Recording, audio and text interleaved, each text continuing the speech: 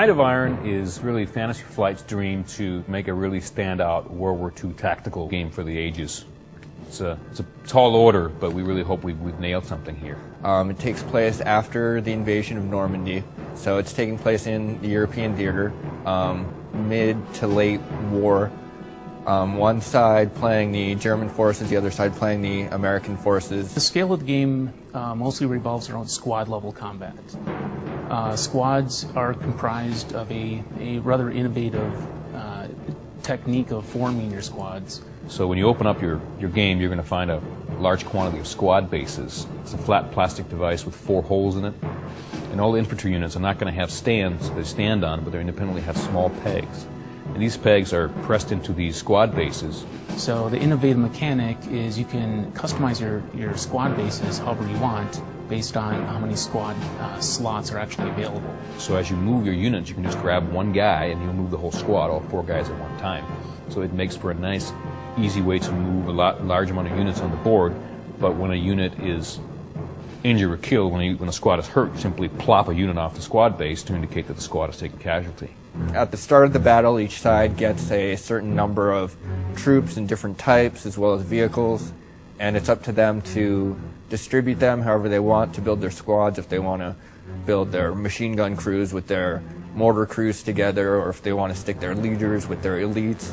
And so customizing their squads is a big deal in the game. In addition, this little squad base has a hook that allows us to provide specialties for these squads and give them an identifier. Like, let's say a squad has a bazooka capability, anti-tank capability. We have a little anti-tank counter that fits snugly and beautifully into this hook. So the squad base really is an innovation that we think people are going to enjoy. The game really revolves around the scenario. Every scenario has very specific setup and different victory conditions, which really affects the overall strategy on how you're going to win the game. Any given scenario says that the Americans in this scenario, they're trying to defend the city. Or in this scenario, the Germans are trying to break through the American line. And so it's all about management of your resources, which are your different unit types, in order to fulfill these objectives, in order to defeat the opposing team. Another key feature of Tide of Iron is what we consider a really great system, and we call it the command system. The command system is the principle where in any given scenario there's going to be a series of command objectives on the board. By capturing these command objectives, you collect a certain amount of command points for holding these tactical objectives. And by collecting this resource, you can purchase these cards that can be used to call in aerial bombings or artillery or even reinforcements. But there isn't just one deck per side or one deck in total. There's a number of smaller decks that are divided into specific genres and flavors, such as artillery support, air support, reinforcements, command, morale, etc. And that allows the designers of the scenario to pick and choose which of these decks would be relevant for that given historical context. The really neat thing about command cards is it's one more way to customize and add more flavor to each scenario, because it will give you many different variety of decisions and choices of not only how to capture these command points, but also how to spend the points and which deck you want to focus on. Inside of our main game, we'll provide you with 12 individual boards that are printed on both sides. They'll be able to be put together in a really incredible variety of ways. Each board specializes in different terrain. For example, some of them focus more on town building terrain. Some of them are very heavy in forests. Of course, some will have roads and rivers and stuff going through them, and when you match those two up, and if the river sort of drops off on one board from the other, we provide you with a very large amount of board overlays that will allow you to sort of customize the boards further, such as additional roads and forest hexes and then riverbeds, as well as all the fortification effects like pillboxes and barbed wire or minefields. If there's not a certain board that has a building where a player wants it, they can put a building tile there, or a hill or a forest. There's really an endless possibility of different board configurations that can be made. The actual gameplay of Tide of Iron is a mixture of simulationist detail, but done in a way that's simple, in a way that's effective, and in a way that's going to be a relatively fast game. Typically, a scenario will allow you to have 3 actions per side, and the actions are a diverse bunch. One action, commonly used, is the advance action. An advance action allows your soldier, or your squad, or your vehicle to simply move its full movement potential on the board.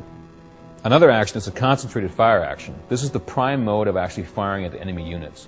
What's interesting about that action is that not only can your unit that you activated fire at its maximum firepower, but you're allowed to engage other friendly units that are not fatigued in a combined fire attack.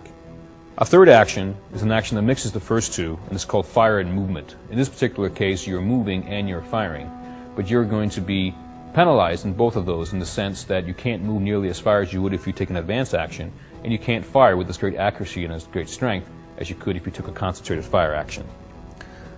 A common action that a player would want to take is to place a unit in op fire mode, also called opportunity fire mode. This is done by simply placing a token with the op fire symbol face up next to the unit, and the action is done.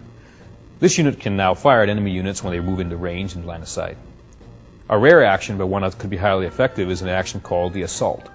The assault represents a unit that is seeking to engage in close combat to force another enemy unit out of a certain area. It could be a hex, a forest hex, a building, a pillbox, etc.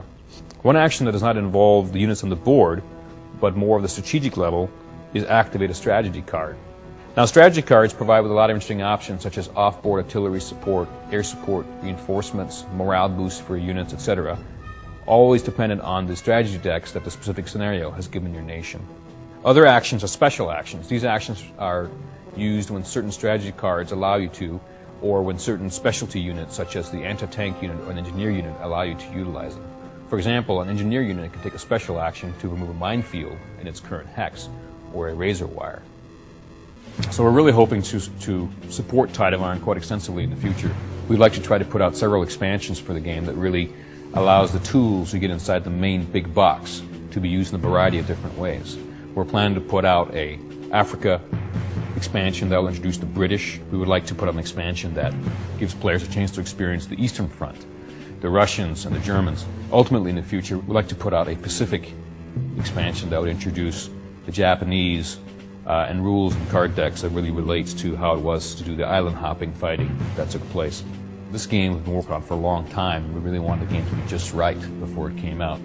Throughout the next 6 weeks or so, what we're going to do is we're going to be providing you with insights into the rules of the game. We're going to show you the units. We'll finally put the rules up online probably a week or so before the game ships, so everybody will have a chance to look at it and really make sure that this is what they want to buy. We are very confident that they will.